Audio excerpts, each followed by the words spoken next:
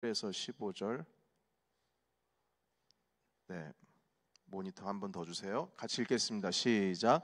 하나님의 사람 엘리사가 이스라엘 왕이 자기의 옷을 찢었다 함을 듣고 왕에게 보내 이르되 왕이 어찌하여 옷을 찢었나이까? 그 사람을 내게로 오게 하소서. 그가 이스라엘 중에 선지자가 있는 줄을 알리이다 하니라. 나아만이 이에 말들과 병거들을 거느리고 이르러 엘리사의 집 문에 서니 엘리사가 사자를 그에게 보내 이르되 너는 가서 요단강에 몸을 7번 씻으라. 내 살이 회복되어 깨끗하여 하리라 하는지라. 나아만이 노하여 물러가며 이르되 내 생각에는 그가 내게로 나와서서 그의 하나님 여호와의 이름을 부르고 그의 손을 그 부위에 위에 흔들어 나병을 고칠까 하였도다.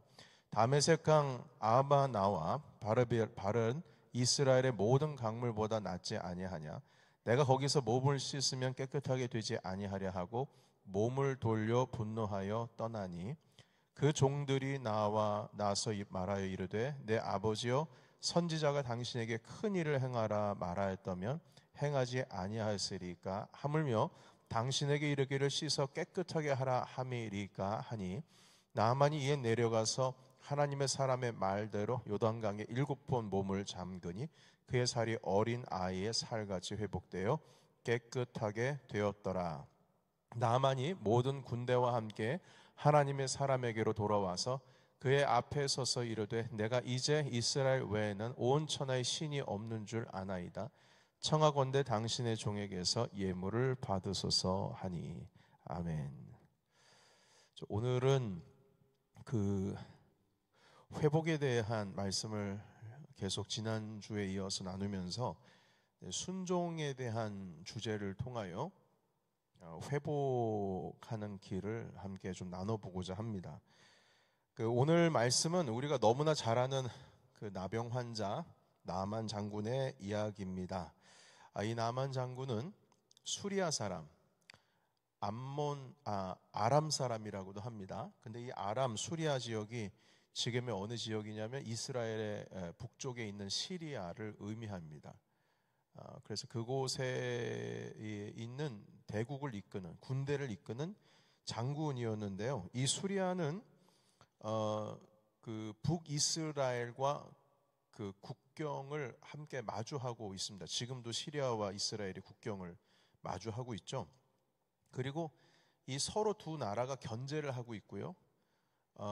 그리고 많은 전쟁을 일으켰던 관계였습니다. 자, 그런데 이 수리아, 바로 아람 나라의 군대 장군인 나아만이 나병을 앓게 되었습니다. 그때 당시 나병은 뭐 지금도 마찬가지겠지만 불치병입니다. 아무리 뭐 돈과 명예와 커다란 군대를, 무적의 군대를 가지고 있다 해도 그래도 이 병을 앓고 있으면 가족과도 분리되어서 살아야 되고, 아무리 장군이라고 해도 그 명예가, 그 권력이 어마어마해도 리더십에 큰 타격을 줄 수밖에 없는 그런 병이었습니다.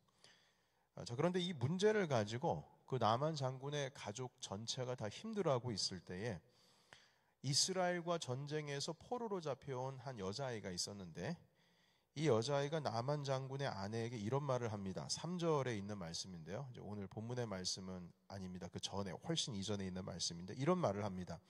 우리 주인이 사마리아에 계신 선지자 앞에 계셨으면 좋겠나이다. 그가 그 나병을 고치리이다. 자, 이렇게 말을 했어요. 여기서의 선지자는 우리가 잘 아는 엘리사를 의미합니다.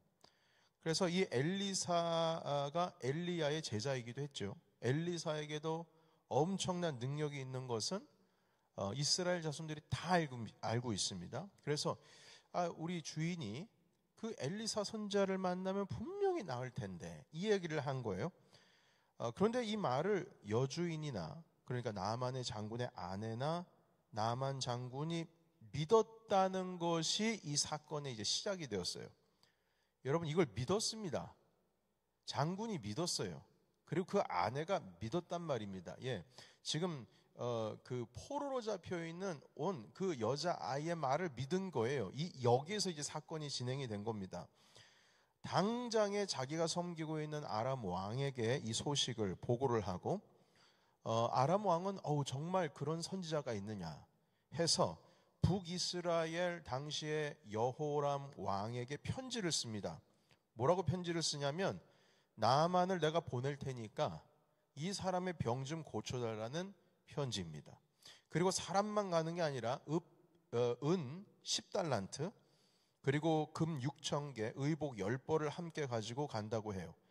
이게 어느 정도 큰 선물이냐면 당시 달란트는 무게를 의미하는데 지금으로는 한 60파운드 정도 된다고 합니다. 뭐 여러 의견이 있습니다. 그 이상 100파운드 된다고 말하는 사람들도 있는데 여하튼 뭐 60파운드라고 치면은 당시에 이 은이 몇 달란트예요? 10달란트라고 하니까 600파운드예요. 그러니까 그때 당시에 은이라고 하는 가치는 또 오늘의 가치와는 완전히 다르니까요. 거기에 금 6,000개, 의복도 10개, 열인데 이 의복이 당시에 가죽과 천으로 만든 최고급의 옷이었습니다. 그러니까 상당한 선물인 것은 분명합니다. 자, 그런데 이 북이스라엘 여호람 왕이 이 편지를 읽고 난리가 났습니다. 그 이유는 무엇이냐면 이거 분명히 우리에게 전쟁 일으키려고 꼬투리 잡으려고 말도 되지 않는 일을 벌인다 이거예요. 여러분 그 8절을 보시게 되면 그 왕이 자기 옷을 찢었다 이렇게 말을 하고 있어요. 그러니까 그 이 편지를 읽고 찢은 거예요. 그러니까 얼마나 화가 나고 얼마나 근심 들였으면 이 옷을 찢을까. 그래서 이 이스라엘 왕이 생각하기를 분명히 전쟁 일으킬 구실 하나를 만들려고 이런 편지를 썼다는 겁니다. 자, 그런데 이스라엘에는 엘리사가 있지 않습니까? 엘리사가 왕이 옷을 찢고 지금 너무 힘들어하고 있다라고 하는 소식을 듣고 나서 사람을 보내가지고 왕이시여 나한테 보내세요. 걱정하지 마세요. 이렇게 말을 하죠. 자, 그런데 여기서 여러분 우스운 것 하나를 발견합니다. 그것은 무엇이냐면 하나님께서 이 선자를 통하여 나병이라고 하는 곳을 고쳐주신다는 이 믿음을 이방 사람, 수리아 사람, 이 이방 사람인 아람 왕과 그리고 나아만의 아내, 거기에 있는 모든 가족들이 이 이방 사람이 하나님의 선지자가 행하면은 이게 낫는다라고 하는 것을 믿는데, 그러니까 믿음이 이방 사람들에게, 그것도 아람 왕에게 있는데 정작 이스라엘 왕은 그걸 믿지를 않는 거예요. 그러니까 자기 옷을 찢어버렸죠. 어떻게 말도 안 되는 얘기를 나한테 하냐 이 말인 것입니다. 그러니까 이 엘리사가 옆에 있어도 이 해결이 안 되는 거예요. 그러니까 이스라엘 왕에게는 엘리사가 옆에 있어도 걱정거리인 겁니다. 하나님께서 함께하고 계시다라고 하는 증거를 엘리사를 통해서 보여줘도 걱정거리예요. 꼭 이스라엘이 모세와 아론과 함께 있으면서도 염려투성이었던 것과 똑같은 모습인 것이죠. 자, 그래서 이 나병 환자가 낫는다는 것을 이방 사람은 믿는데 이스라엘 왕이 안 믿는다. 결국 여러분 이 순종이라고 하는 것은요, 오늘 순종이라고 하는 주제를 볼 텐데 이 순종이라고 하는 것이 어디서부터 오냐면 이 믿음에서부터 오는 겁니다. 믿음이요. 나만 장군이 나중에 그 요단강에서 7번 몸을 씻은 것도 결국에는 그 주변에 있는 하인들이 아니 더 큰 일을 하라고 그래도 하실 텐데 겨우 물속에 들어가서 몸을 씻으라는 말인데 그걸 못 하십니까? 주변에 있는 종들이 말리니까 이제 겨우 들어가서 몸을 씻긴 합니다만 그래도 그 가운데에 일말에, 그러니까 한마디로 이 작은 겨자씨만한 믿음, 그래 맞아 더 큰 일을 행한다고 할지라도 내가 했을 텐데 저 물속에 들어가서 몸 7번 씻는 거 뭐 큰 대수냐. 그 작은 믿음 하나 있어서 그 믿음의 의지에서 들어갔다 나왔다는 거예요.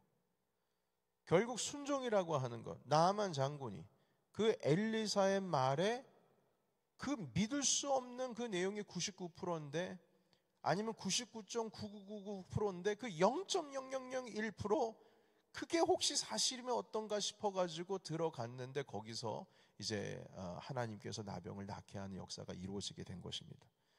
여러분 그래서 오늘 첫 번째 오늘 말씀을 통해서 알 수 있는 것은 아무리 작은 것이라 해도 신뢰, 믿음이라고 하는 곳에서 순종이 나온다는 겁니다. 여러분, 순종을 할 수가 없는 이유는 믿음이 가지 않고 신뢰하기 어렵기 때문에 순종할 수가 없는 거예요.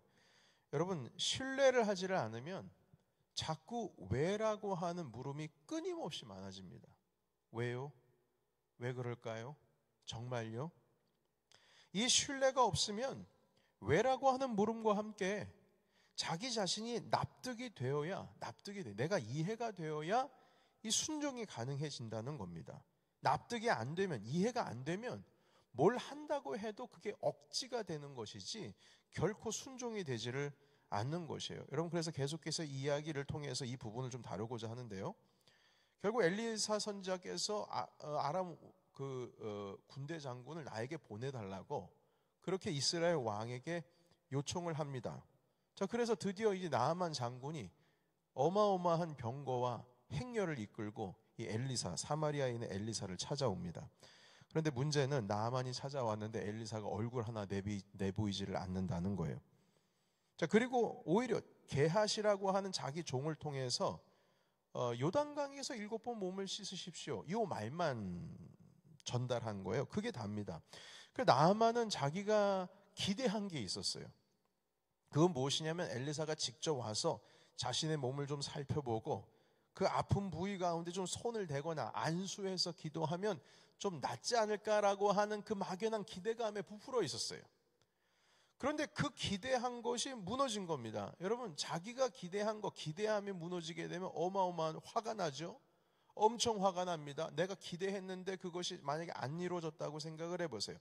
약속을 한 것이 아주 기대감이 부풀어 있었던 거면 그 기대감이 컸던 것만큼 그 약속이 이루어지지 않으면 더 큰 좌절감이 찾아오게 되는 것이죠.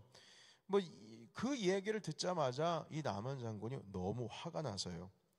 그리고 스스로 이 모욕이라고 생각했어요. 아니, 우리나라 가면 요단강이 흙탕물, 이거 개울과 같은 이런 시냇물 같은, 실제로 요단강 물이 되게 작거든요.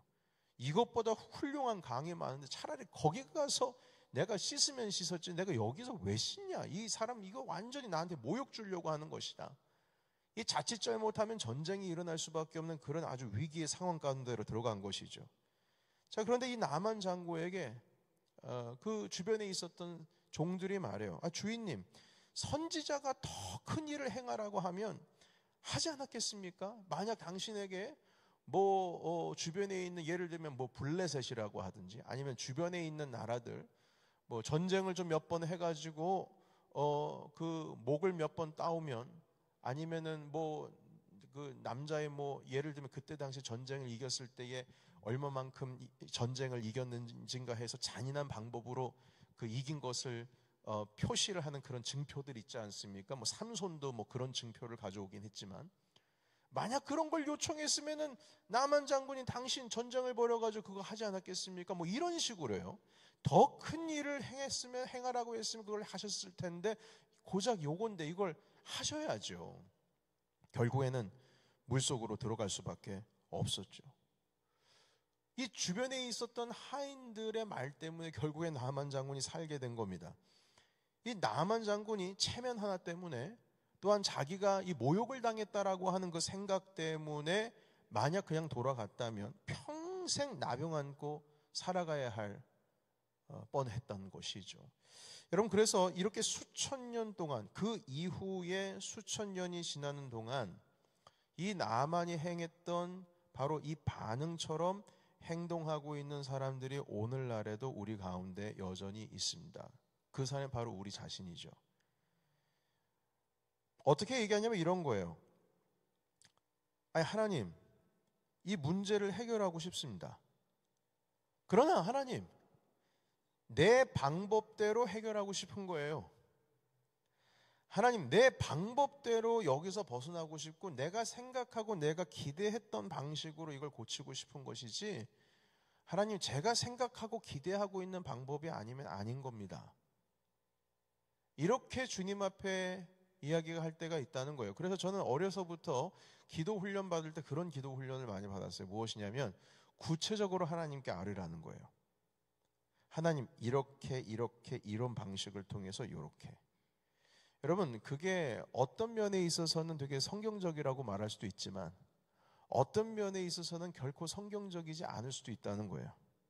구체적인 것이 심하면 심할수록 내 마음과 내 욕심과 내가 원하는 것들이 들어가는가 하면, 그 구체적인 것이 아니라 하나님 당신 뜻대로 하리라는 어떤 그러한 마음을 가지고 주님 앞에 나아가는 것은 정권적으로 주님 앞에 주권을 맡기는 것과 같은 것입니다. 여러분, 그래서 하나님께서는 때때로 우리가 순종하기 위해서 주님 앞에 서 있을 때에 항상 뭔가를 극복해야 할 장벽 하나쯤은 꼭 주셔요. 그걸 뛰어넘어야 순종이 되는 거예요. 여러분, 지금까지 성경에 있는 순종의 역사들 성경에 어마어마하게 많이 있지 않습니까? 그 내용들을 보세요. 그 순종할 수밖에 없는, 순종해야 하는 그 환경 가운데 장애물 아닌 것이 있습니까? 장애물 아닌 것이 있어요? 장애물 아닌 것 없어요. 순종하기 위해서 뭔가를 뛰어넘어야 되는 거예요. 그런데 그 뛰어넘는 것이 어느 하나도 내가 예상하고 내가 기대하고 내가 열망했던 어떤 방식으로 이루어지는 것이 아니라 전혀 내가 예상하지 못한 방식으로 하나님께서 우리에게 순종을 요구할 때가 있다는 거예요. 아브라함도 보세요. 아들을 주셨는데 왜 아들을 죽이라고 하냐고요. 이해가 안 되잖아요. 도대체 무슨 이유로? 여러분, 다윗이 한 12년, 13년 동안 도망자 생활을 했는데 시편에 보시게 되면, 아니면 뭐 역사서 이렇게 사무엘하 이렇게 내용을 보시게 되면 왜 도망가야 하는지를 몰라요. 요셉이 끌려갈 때도 말입니다. 나중에서야 형님들을 눈에 보고 나서 하나님께서 이걸 나를 통해서 선하게 하시기 위해서, 살리게 하시기 위해서 이렇게 하셨구나라고 하는 걸 깨닫는 것이지, 주 중간에 있어서는 도대체 왜 이런 일이 나한테 일어나야 되는지에 대해서, 그 질문에 대해서 답을 찾지를 못해요. 여러분, 욥기 아십니까? 욥에게도 하나님 도대체 나에게 왜 이러세요? 왜 이러세요? 아무리 질문을 많이 해도, 그리고 자기가 그 답을 찾아가려고 노력을 정말 많이 하는데, 그 욥의 친구들은 이 얘기를 해요. 네가 불의하기 때문에 그런 거다. 너 분명히 잘못한 게 있어서 그런 거야. 너 문제가 있어서 그런 거야. 계속 얘기를 하는데, 아니야, 나 문제 없어. 나 하나님 아버지 앞에 문제 일으킨 거 없다고. 근데 하나님은 왜 이러시는 것이지? 주님께서 답하시는 줄 아세요? 아니요, 답 안 하세요. 끝까지 안 하십니다. 마지막에 이런 말씀을 하시죠. 욥아, 네가 도대체 뭔데 내 뜻을 이해하려고 하냐? 네가 하늘의 삼라만상을 만들어 봤냐? 네가 어떤 이치를 아냐? 깨닫는 게 뭐가 있어? 네가 세상 가운데 있어서 내가 만든 것 가운데 네가 조직적으로 논리적으로 이해할 말씀, 네가 이해했다라고 하는 것 있으면 나한테 가지고 와봐. 대장부처럼 허리를 동이고 나한테 너 작정하고 와야 된다. 한번 변론해보자 말씀하십니다. 그러니까 여러분, 우리가 하나님 아버지께 질문한다고 해서 주님께서 거기에 맞는 답을 탁탁탁탁 주시면서 우리를 이끌어 가시는 게 아니에요. 다만 주님께서는 그 가운데에서도 순종을 우리에게 요구하신다는 것입니다. 그런데 이 순종 안에는요, 결국에는 하나님을 신뢰하고 믿음이 갈 때 순종을 할 수 있는 것이지. 예를 들면 이것이에요. 요셉이요, 끌려갔어요. 거기서 불평하지 않고 하나님과 늘 함께 동행할 수 있었던 이유가 있어요. 그것은 하나님을 신뢰했기 때문이죠. 다윗이 답을 몰라요. 왜 이런 일이 일어난지를 몰라요. 왜 내가 도망을 가야 되는지 몰라요. 이미 사무엘을 통하여 내가 10대 때, 어렸을 때, 티네이저 때 이미 왕의 기름 부으심을 받았는데 내가 지금 왜 도망을 가냐? 이 말이에요. 사무엘에게 물어볼 수도 있어요. 사무엘 선지자님, 도대체 왜 그럽니까? 아니, 내가 하나님의 말씀을 따르려고 해도 따를 수가 없어요. 아니, 주님께서는 그러면 당신은 왜 나한테 기름을 부으셨습니까? 아니, 기름 부으셨으면 왕이 되게 하지 왜 자꾸 도망가게 하세요? 이해가 안 되는 거죠. 그런데 그럼에도 불구하고 그 시편에 수많은 아름다운 노래를 만들고 하나님을 철저히 신뢰하고 믿었기 때문에 그 상황을 순종할 수 있었던 것입니다. 다윗의 순종의 사람이 될 수 있었던 거예요. 하나님의 마음에 합한 사람이 될 수가 있었던 것입니다. 여러분, 그래서 이 신뢰, 하나님을 향한 믿음이 없으면 순종을 할 수가 없습니다. 신뢰해야 순종할 수 있는 거예요. 신뢰해야 신뢰해야 된다는 거예요. 여러분, 어떤 아버지와 딸의 저나 웃기는 좀 우스운 대화 내용이 요즘에 뭐 쇼트나 아니면은 뭐예요? 요즘 SNS에서 이런 몇 초짜리 이렇게 영상 같은 거 나오잖아요. 그런데 그 딸이 아빠랑 티격태격하면서 하는 그런 순간을 녹음을 해가지고 이제 올려놓더라고요. 그러니까 지나가다가 보면은 이제 뭐 이렇게 우연하게 이제 걸리는 내용들이 있어요. 그래서 그 중에 하나가 뭐냐면요. 아빠는요 그 딸을 향해서 우리 이쁜 딸, 우리 이쁜 딸 그렇게 말해요. 그러면서 서로 싸웁니다. 예, 딸은 또 반말하면서 아빠랑 싸우고 내용이 뭐냐면요 이거예요. 우리 이쁜 딸 사과 좀 먹어봐. 아니 과일 좀 먹어야지. 왜 이렇게 과일을 안 먹어? 사과 좀 먹어봐. 전화로 얘기하는 거예요. 깎아 먹고 갈아 먹고 몸에 정말 좋단디야. 응? 좀 갈아서 좀 먹어봐. 맛을도 보고 그 사과 깎고 이렇게 가지고 다니기 힘들면 그 갈아가지고 가지고 다니면서 먹어야 돼. 그 딸이 말합니다. 그래? 예. 그래야 그 만병통치야 만병통치. 아 그런데 아빠 그 누가 그러는데? 만병통치라고 누가 그래? 아 누가 그러긴 누가 그래요? 내가 그러지. 딸이 말합니다. 아빠가 그러는 거야? 그래요. 내가 그러는 거지. 아빠가 그래? 그럼 믿어야지. 아빠가 그래? 그럼 믿어야지. 그냥 아빠가 그런 말을 하니까 믿는다는 거예요. 다른 사람이 그래서 믿는 게 아니라 아빠가 그러니까 믿는다는 거예요. 그래서 그 다음 날부터 사과 깎아 먹는 거예요. 과일 깎아 먹는 거예요. 아빠가 그래? 아빠가 내가 그러지. 그럼 믿어야지. 여러분 사람과 사이에서 믿음이 가면 거기에 대해서 왜? 정말? 이게 없고요. 그냥 믿어요. 그리고 따르게 됩니다. 결국 이 순종의 문제는 그것을 했느냐 안 했느냐, 이걸 했느냐 안 했느냐, 어떤 doing 계속 또 얘기하지만 행동을 했느냐 안 했느냐, 거기 따랐느냐 거부했느냐, 이런 문제로 접근하는 것이 순종이 아닙니다. 그 순종이라고 하는 것은 무엇인 뜻이냐면 그 존재를 네가 신뢰하느냐예요. 믿느냐, 그 문제죠.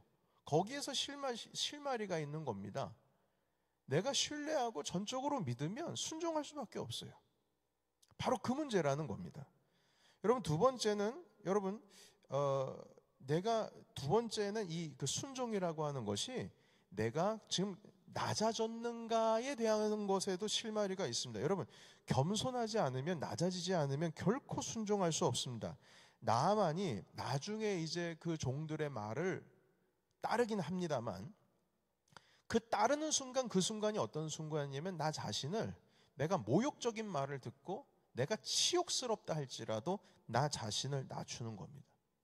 나 자신을 낮췄기 때문에 그 요단강 속에 내 몸을 담글 수가 있는 것이지, 나를 낮추지를 못하면, 듣고 내 말을 내 뜻을 낮추지를 못하면 그 요단강에 내 몸을 담글 수가 없는 겁니다.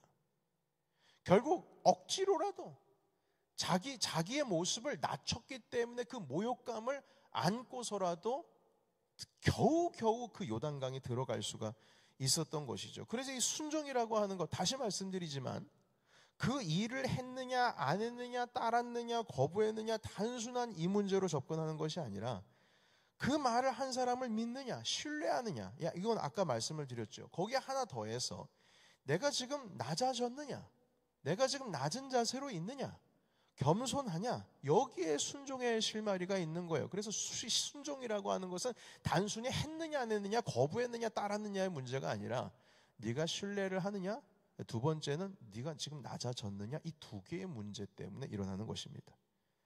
낮아지지 않으면 계속 왜를 묻습니다. 낮아지지를 않으면. 결국 여러분 예수 그리스도를 따랐던 많은 무리들도, 그리고 심지어 그 가운데 이제 가룟 유다라고 하는 사람도 이 두 가지가 해결이 안 된 거예요. 낮아지지를 않았고, 그리고 주님을 신뢰를 하기가 어려운 거예요. 그러니까 지금 일어나고 있는 이 현상에 대해서 납득이 안 되는 거죠. 아닌데, 내가 생각하고 내가 계산할 때는 이게 납득이 안 되는데 왜 저러실까? 3년 동안 만약에 이 가룟 유다가 예수님과의 관계 속에서 이 친밀함과 신뢰하는 마음이 이게 만약 가까워졌다면요, 예수님의 지금 행동하시는 것이 이해가 안 된다고 해서 주님을 버리는 일까지는 가지 않습니다. 물론 베드로도 이해가 안 됐어요. 그럼에도 불구하고 그가 할 수 있었던 것은 무엇이냐면 그래도 주님 앞에 여전히 붙어 있었다는 것이 그가 행동의 결정 가운데 있어 가장 잘한 일인 것입니다. 여러분, 이 부분은 이 엘리사의 종 게하시의 이야기에서도 발견할 수가 있어요. 나만 장군이 결국 나음을 입고 엘리사에게 자기가 주려고 했던 이 선물들을 이제 내놓습니다. 자, 그러자 엘리사가 거부합니다. 그냥 돌아가라고 해요. 그런데 우리가 잘 아는 이 게하시는 그렇게 하지 않습니다. 떠나가고 있는 그 행렬을 붙들고 말을 합니다. 거짓말하는데 선지 생도 중에, 생도라고 하면 이제 선지자 훈련을 받고 있는 우리 생도 중에 에브라임 산진에서 에브라임에서 훈련받기 위해서 온 두 사람의 선지자 생도가 있습니다. 한마디로 지금 신학 훈련을 받고 있는 사람 두 사람이 있다는 거예요. 이 아이들을 먹고 재우려면 돈도 필요하고 옷도 필요하니까 은 1달란트, 한마디로 60파운드 은은, 그리고 지금 가지고 있는 옷 2벌을 좀 주십시오. 그러면 그들에게 좀 입히겠습니다. 자, 그러자 나만이 은 1달란트가 아니라 2달란트, 그리고 옷 2벌을 주게 됩니다. 그런데 이 모든 것을 엘리사가 다 알고 있습니다. 게하시야, 너 어디서 오는 길이냐? 게하시는 거짓말하죠. 아니요, 저 아무 데도 간 적이 없는데요. 이 집 주변에 있었습니다. 그러자 엘리사가 말합니다. 지금이 선물을 받을 때냐? 지금이 선물을 받을 때냐? 라고 말하면서 나만에게 있었던 문둥병이 너한테로 들어갈 거다. 이렇게 저주성 말씀을 하시고, 실제로 게하시가 나만 장군이 얻었던 그 나병이 게하시에게로 들어가게 되는 것이에요. 여러분, 게하시의 입장에서는 이 현상을 이해를 할 수가 없는 거예요. 납득이 되지를 않는 겁니다. 여러분, 은 10달란트면요, 지금 훈련시키고 있는 선지생들 다 먹일 수가 있어요. 뭐 2명뿐만 아니라. 그 옷 10벌이면 다 못 입는다 할지라도 팔아가지고 지금 이 선지자 훈련 학교 잘 할 수 있는 거예요. 엘리사는 뭐 기근이 들면 먹지도 못하고 근근히 이렇게 살아갔는데 이 정도면 평생 하나님의 일을 하고도 남는 돈이에요. 아니, 그런데 이거를 주겠다고 하는데 왜 안 받아들이냐는 거예요. 무슨 죄가 담겨 있는 그런 아주 부정한 것도 아니고, 그리고 하나님께서 거부해야 된다라고 하는 부정적인 물건들도 아니고, 그것도 아니고 그냥 은이고 금이고 옷인데 왜 이걸 받지를 못하는지 납득이 되지를 않는 거예요. 그래서 게하시가 자기가 판단한 겁니다. 그래도 이 정도는 좀 받아야 되지 않겠나 싶어가지고 가서 그 물건을 받게 되는 것이죠. 여러분, 정말 그렇습니다. 문제가 되지 않습니다. 무슨 선물 받는 게 뭐 큰 문제입니까? 그런데 열왕기하 5장 26절에 이렇게 말씀을 하고 있어요. 제가 읽겠습니다. 엘리사가 이르되 한 사람이 수레에서 내려 너를 맞이할 때에 내 마음이 함께 가지 아니하느냐? 지금이 어찌 은을 받으며 옷을 받으며 감람원이나 포도원이나 양이나 소나 남종이나 여종을 받을 때냐? 여기서 문제는 뭐냐면은 그 물건들이 부정하거나 그 물건들을 받은 그 행동이 문제가 아니라 지금 뭘 말씀하시냐면 이런 말씀을 하고 있어요. 네가 지금 그걸 받을 때냐? 지금 상황이 그런 상황이냐? 때에 대한 문제였던 거예요. 그 선물이 문제가 아닌 것이죠. 그런데 그때 지금은 그럴 때가 아니야. 지금 하나님께서 이 나만 장군을 통해서 뭔가 역사하려고 하시는데 네가 그 선물을 받음으로 말미암아서, 그것으로 말미암아서 나만 장군의 마음에 어떤 변화가 일어날지 모르는 거예요. 그런데 여기에서도 왜 그때가 아닌지에 대해서 주님께서 설명을 해주지를 않습니다. 엘리사가 설명을 안 해줘요. 왜 그래야만 했는지, 왜 이 선물을 받지를 않았는지, 왜 이 선물을 받는 네가 죄를 지었는지, 왜 이것이 합당한 일이 아니었는지를 때라고나 하는 그 말씀만 하시지, 그때도 왜 그때가 아니었는지에 대해서 말씀을 하고 있지를 않습니다. 여러분, 성경에서요, 이유를 말하고 있지를 않은 이유는 그 이유가 중요하지 않아서입니다. 문제는 순종이에요. 하나님을 신뢰하지 않았다는 뜻입니다. 게하시의 경우는 자기를 가르치는 선지자를 믿을 수가 없고 신뢰가 안 되는 거예요. 납득이 안 되어도 신뢰하면 순종하게 되어 있어요. 자기 자신을 낮추지를 않았다는 뜻입니다. 감히 선지자가 말하는데 자기 자신을 낮추면 납득이 안 되어도 순종하게 됩니다. 그런데 내가 낮아지지를 않으면 여전히 나는 왜요? 왜 그러죠? 납득이 안 돼요. 이렇게 남아질 수밖에 없죠. 여러분, 성경에서 순종으로 인해서 기적이 일어나는 경우가 많이 있습니다. 그런데 그 기적이 일어나는 일에 대해서 공통점이 있어요. 제가 이렇게 쭉쭉 한번 기억을 더듬고 살펴보니까 공통점이 있어요. 공통점은요, 첫 번째, 그 일이 이해가 안 돼요.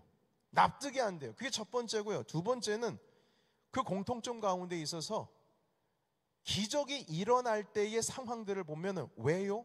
왜가 없어요. 왜 이렇게 될까요? 설명 좀 해주세요. 왜 그럴까요? 논리적으로 이해가 안 돼요. 그러니까 설명을 좀 해주세요. 아니요, 설명이 없어요. 여러분, 예를 들어 볼게요. 성령께서 마리아에게 왜 임하셨을까요? 왜 하필 마리아일까요? 왜 예수님은 왜 하필 성령으로 왜 잉태되어셔야만 했을까요? 그게 아니면 구원이 이루어지지 않나요? 왜 성령으로만 잉태해야 될까요? 왜 하필 예수 그리스도께서는 죽음 가운데 3일을 있으셔야 했죠? 예언이 그래서 그렇다고요? 그럼 그 예언이 왜 하필 3일이냐고요? 예. 왜 하나님께서는 홍해를 건너게 하셨을까? 홍해를 건너게 하시고 뭐라고 그래요? 광야길을 지나가실 수도 있게 만드신 능력이 있으면 저쪽 해변길로도 가게 하실 수 있었는데 해변길로 가지 못하게 하신 이유가 있어요. 혹시라도 그 길로 가면서 다른 민족에게 흡수가 될까봐 걱정이 되셔서 그 길로 못 가게 하셨다는 거예요. 그러면 아무리 주님께서 불기둥도 만드시고 구름기둥도 만드실 수 있는 그 능력자가 왜 그걸 못 하실까? 여기에 대한 의문이 있지 않겠어요? 왜 하나님께서는 꼭 이스라엘을 10번의 재앙을 지나가게 하실까? 왜 그러한 10번의 재앙을 지나가게 하셔야 11번째도 아니고 9번째도 아니고 10번째 마지막에 그 장자를 죽이는 그 재앙을 내려서야 그제서야 애굽에서 나오게 하냐는 것이에요. 여러분, 이런 부분에 있어서 질문이 나오지 않을 수밖에 없습니다. 왜요? 도대체 왜? 하나님께서는 가나안 땅에 들어가게 하시겠다고 약속을 하셨으면서 왜 여전히 가나안 땅에는 7 족속을 남겨두셨을까? 여러분, 우리가 그 이유를 찾아갈 수 있을까요? 네, 신학자들은 찾아갑니다. 찾아갈 수 있을지 모르겠지만 그때 그 일이 일어나고 있는 그 사건과 그 이벤트가 일어나는 그 순간에는 이스라엘 백성들은 이해를 못했어요. 심지어는 모세도 이해 못했습니다. 심지어는 아론도 이해하지를 못했어요. 그냥 한 가지만 있는 겁니다. 하나님, 저는 당신을 신뢰합니다.